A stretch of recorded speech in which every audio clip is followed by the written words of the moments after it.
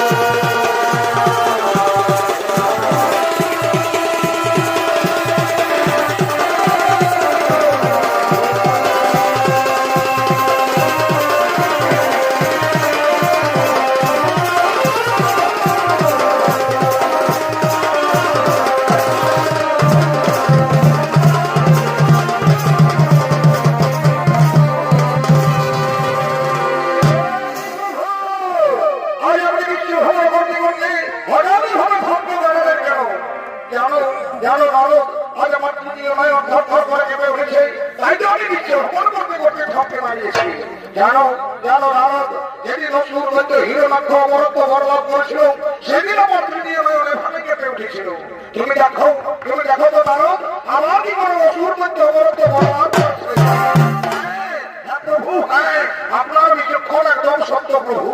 ওই দেখুন প্রভু, অট্টহাস্য করতে করতে গৃহের মধ্যে যাচ্ছে অসুর মধ্যে ত্রিপুরাসুর। ব্রহ্মা পিতা ধরে লাগিয়ে দিয়েছেন বর, তার স্ত্রীর গর্ভের সন্তান হবে চিরয় অমর। না না নারদ না, আমি ভেঙে থাকতে আর কোনো অসুর মধ্যে অমরত্ব বরবাদ করুক তা আমি চাই না, তারই মন্দির হতে দেব না। এর কি কোনো বিধান আছে প্রভু? হ্যাঁ আছে, এর বিধান নিশ্চয়ই আছে। অসুর মধ্যে ত্রিপুরাসুর তপস্যা করে গৃহে ফিরে যাবে, গৃহে গিয়ে তার স্ত্রীর সাথে সহবাসে মিলন করবে, তবে তার স্ত্রীর গর্ভে সন্তান সৃষ্টি হবে। তার আগেই আজ আমি তাকে মধ্যমধ্যেই শেষ করে দেব।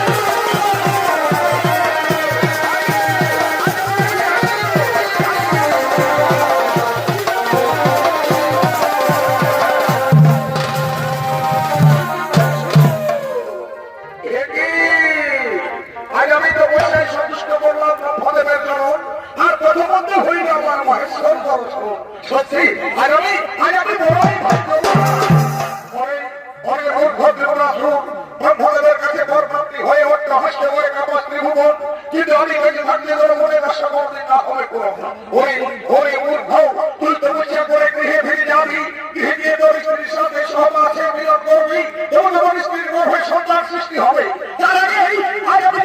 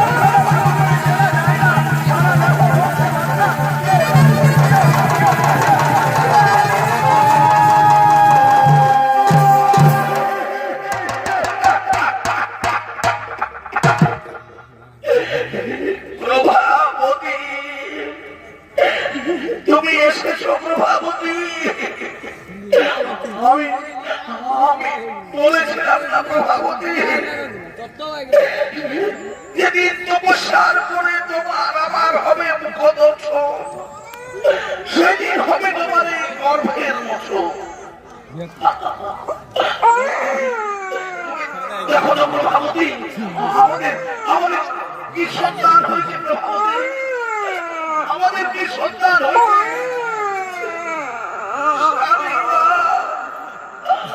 আমাদের পুত্র সন্তান হয়েছে স্বামী। কিন্তু আমার স্বামী তোমার এহেন দুর্দশা ঘটালো।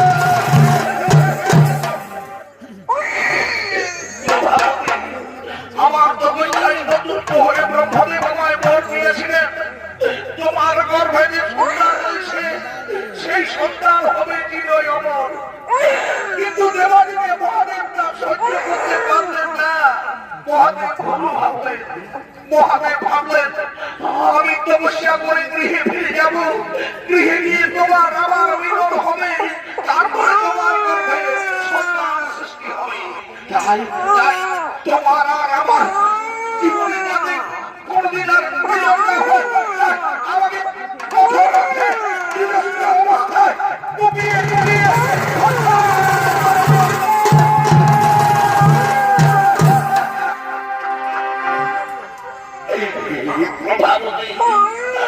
আমি মনে হয় আর বেশিক্ষণ বাঁচব না প্রভাবতী, আমার চোখে গাঢ় অন্ধকার চলে যাচ্ছে।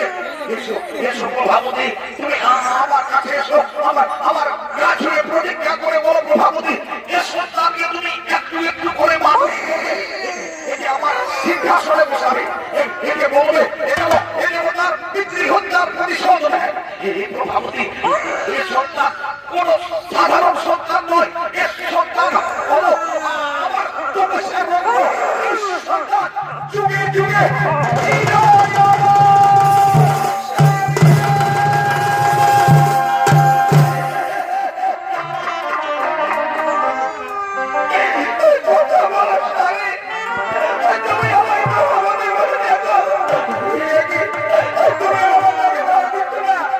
তুমি